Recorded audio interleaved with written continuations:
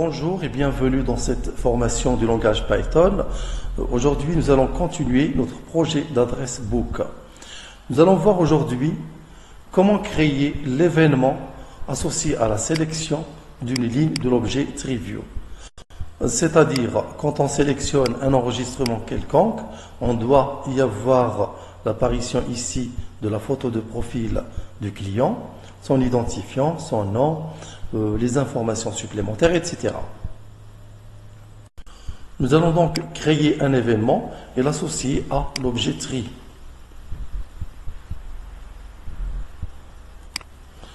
Tree.bind entre parenthèses.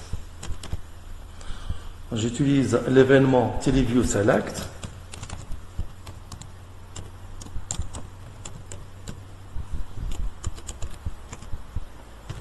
Et je lui associe une méthode que je vais nommer par exemple TreeAction par exemple.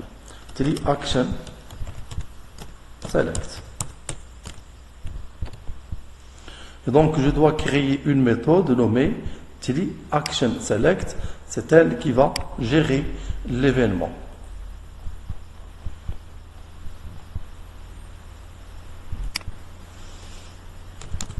Def TreeActionSelect event deux points. Et afin de pouvoir associer un événement à la sélection, je dois premièrement récupérer les informations concernant l'enregistrement sélectionné avec la méthode item. Tree.item entre parenthèses, j'utilise, bien, je l'applique à tree.selection. Alors, on a déjà vu que cette entité-là permet de fournir des informations détaillées sur la ligne sélectionnée sous forme d'un dictionnaire. Je peux visualiser les informations, print,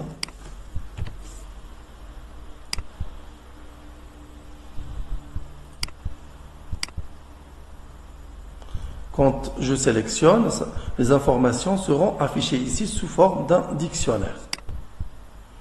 Regardez, ça m'affiche un dictionnaire avec des clés et des valeurs.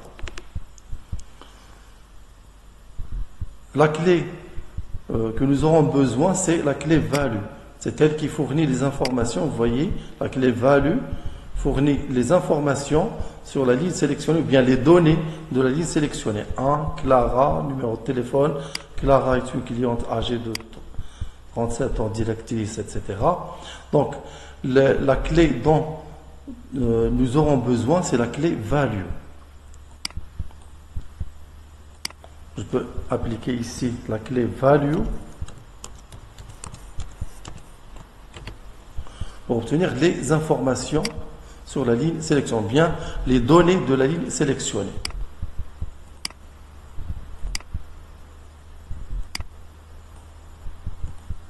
Quand je sélectionne une ligne, regardez, ça me donne les données de la ligne sélectionnée. L'identifiant qui est 5, Nathalie, numéro de téléphone, etc.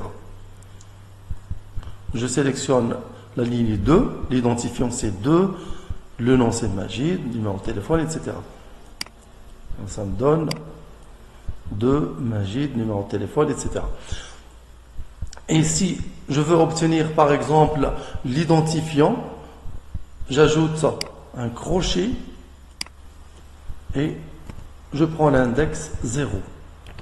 Maintenant, j'obtiens l'identifiant de la ligne sélectionnée.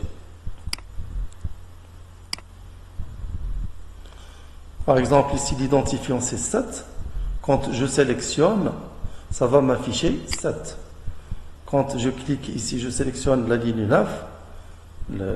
La ligne dont l'identifiant c'est 9, ça m'affiche 9.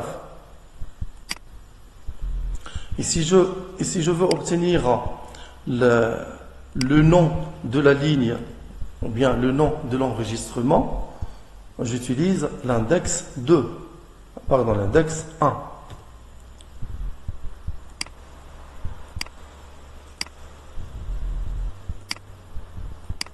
Ça m'affiche le nom de la ligne sélectionnée. Vous voyez, quand je sélectionne une ligne, ça m'affiche le nom de l'enregistrement associé. Et si je veux obtenir le numéro de téléphone, j'utilise l'index 2.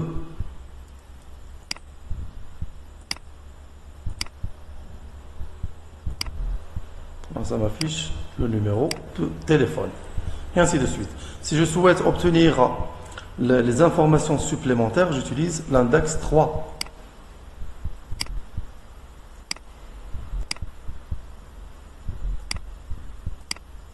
Ça m'affiche des informations supplémentaires.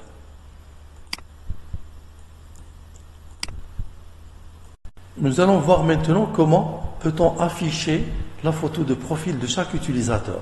C'est-à-dire quand on sélectionne un utilisateur, la photo de profil qui est par défaut va disparaître et va être remplacée par la photo du profil de l'utilisateur sélectionné. Par exemple, quand je sélectionne Clara, j'aurai l'affichage ici de la photo de profil de Clara. Quand je sélectionne Majid, j'aurai ici l'affichage de la photo de Majid. Et on a déjà donné des noms à chaque photo de profil. Les noms qu'on a donnés aux photos de profil, chaque photo de profil est nommée profil-un numéro. Le numéro, c'est l'identifiant. Exemple, pour la photo de profil de cette ligne qui est sélectionnée, l'identifiant c'est 6. Je dois donc afficher la photo profil-6. Cette photo-là qui va être affichée pour ce sélectionnement. Alors, puisque chaque image de profil est nommée profile-un numéro qui est l'identifiant, je dois donc récupérer l'identifiant de la ligne sélectionnée. ID select égale, et je prends ici l'index 0 pour pointer vers la sélection. Et je charge maintenant l'image de profil, ou bien je pointe vers l'image de profil, img profile égale. Donc les images de profil se trouvent sur le dossier images. Donc j'indique le chemin image. Et la photo de profil, elle est nommée profile-l'identifiant. Donc je ferme les cotes. Je fais plus l'identifiant. str, je transforme l'identifiant qui est du type int en chaîne de caractères. str id select plus point l'extension qui est JPG plus JPG. Alors je peux maintenant tester pour voir si ça pointe vers la photo de profil de l'identifiant sélectionné. Print img profile. Je teste maintenant. Je vais sélectionner par exemple la première ligne, l'identifiant 1. Donc ça m'affiche image profile-1.jpg. 5, ça m'affiche image profile-5.jpg. 7. Voilà, donc ça fonctionne très bien. Alors je charge maintenant l'image à l'aide de la classe image de la bibliothèque puis load égale image.open entre parenthèses, je prends l'image img profile.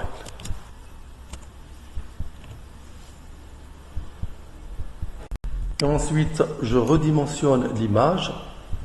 Load.thumbnail entre parenthèses, je prends les dimensions, par exemple 100 pixels, 100. Et ensuite, je crée la photo maintenant. Photo égale image TK. J'utilise la classe image TK et j'applique la méthode photo-image.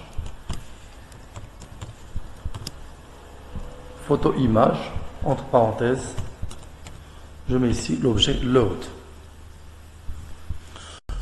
Et ensuite, on crée un label qui va contenir l'image LBL. On va le nommer par exemple LBL image égale label route virgule.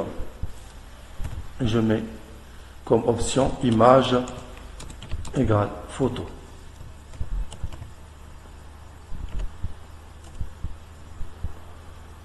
Ensuite, LBL image point place. Je prends par exemple la position x égale 10, virgule y égale 350 par exemple.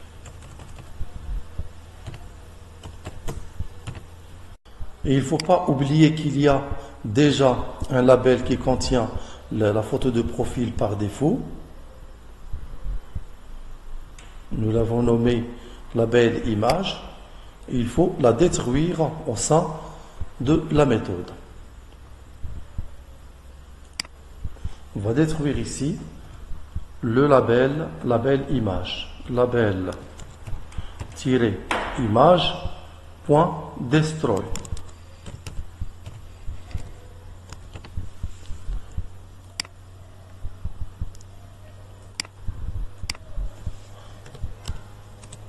Je vais rajouter ici une couleur de background égale par exemple bleu. Et dans ces conditions-là, le label sera affiché, mais l'image ne sera pas affichée. Je vais vous dire pourquoi. Alors, on peut faire un test. Regardez, quand je sélectionne, il y a affichage du label. On a donné le background, ou bien la couleur du background au label, bleu. Donc le label s'affiche, mais l'image ne s'affiche pas.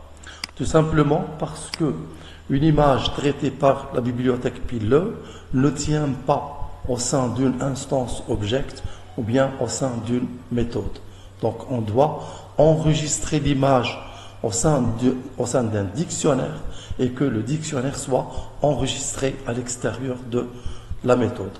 Donc on sort de la méthode et on crée un dictionnaire. On va le nommer par exemple profile égale un dictionnaire. Je vais prendre comme clé par exemple 1 et je prends le dictionnaire vide, la valeur vide. Et je vais remplir maintenant le dictionnaire au sein de la méthode. Je vais remplir le dictionnaire par l'image. Je mets ici profile entre crochet de 1 égale photo. On a pris comme clé du dictionnaire 1 et la valeur vide. Et quand on applique la méthode, la valeur ne sera pas vide, mais elle va contenir l'image.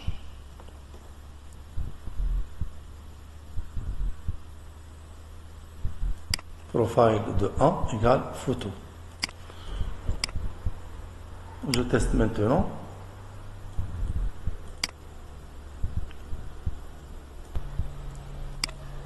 Alors, pardon, je mets ici 2 points et non pas une virgule. Je teste maintenant.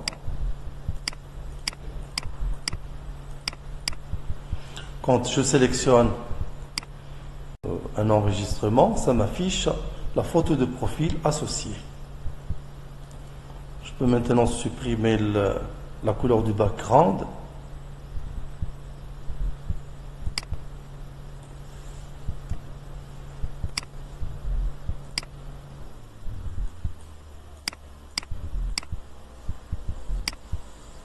Nous allons voir maintenant comment afficher les autres informations concernant la ligne sélectionnée. Quand je sélectionne un client, je vois apparaître sa photo de profil, son identifiant, son nom, son numéro de téléphone et des informations supplémentaires aussi.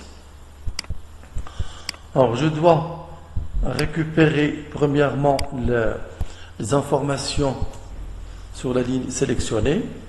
Name select, qui va contenir le nom de la ligne sélectionnée. Égal, donc, j'utilise la même expression, mais je pointe vers l'index 1. Je prends ici l'index 1. Ensuite, phone select égal. Je prends la même expression, mais je pointe vers la ligne, vers l'index 2. Ensuite, more information, ou bien more select.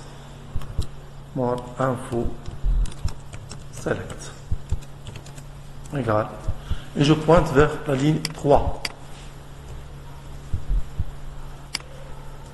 Et je vais afficher chaque variable sur un label. Je crée un label pour chaque variable.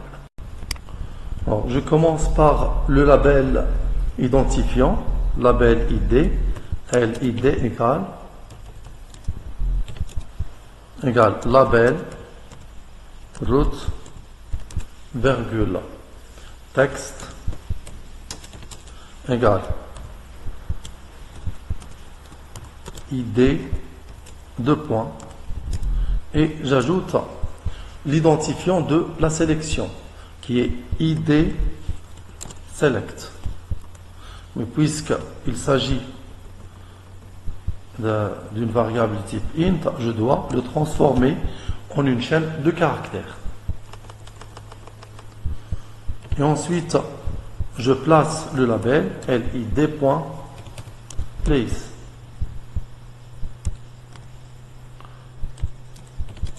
Je le place à la position x égale 110, virgule y égale 350.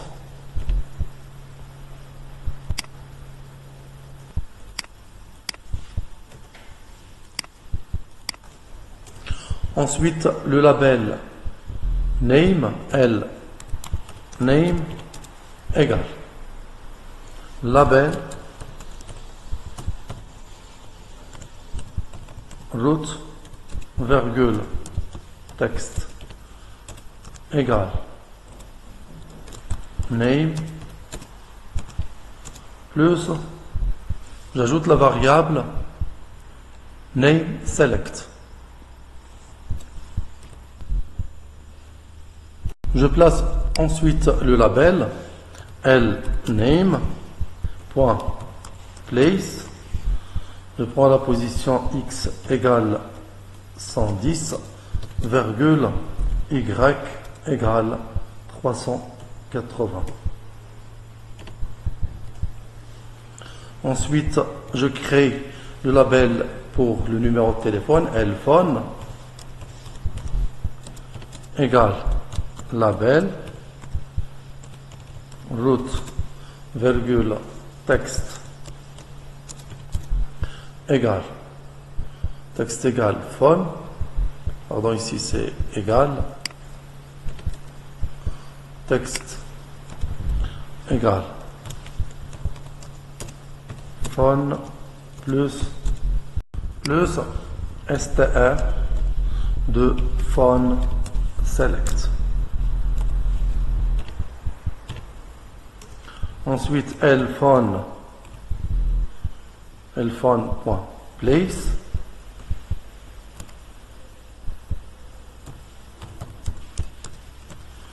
Place. Je le place à la position x égale 110 comme les autres. Et y égale 380. Ensuite, le label pour more info, Donc, je vais créer un texte, une zone de texte. Je vais l'appeler par exemple T more, c'est-à-dire texte more info, égal texte route. Et ensuite, je place le texte T more point place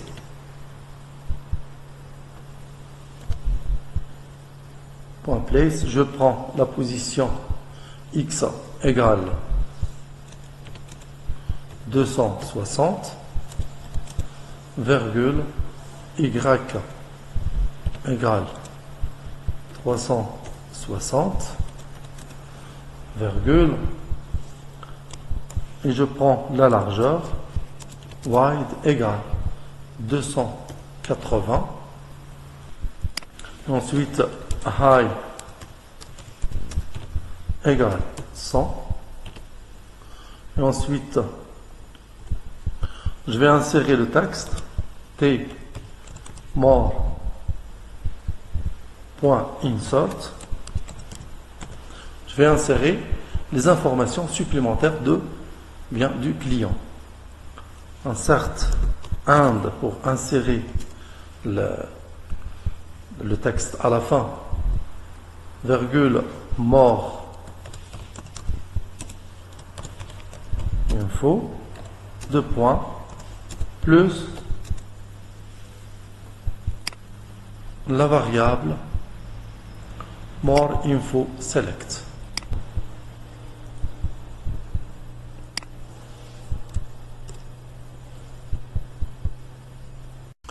Alors maintenant, quand je sélectionne une ligne quelconque, les informations supplémentaires, bien toutes les informations seront affichées en bas de la fenêtre sur les labels que je viens de créer.